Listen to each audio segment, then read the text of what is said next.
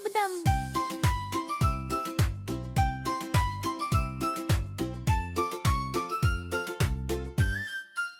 പമ്മി പമ്മി പൂച്ചക്കുട്ടി പാൽ കുടിക്കാൻ ചെന്നു. പാത്രം തട്ടി മറിച്ചപ്പോൾ പാൽ മുഴുവൻ പരത്തി.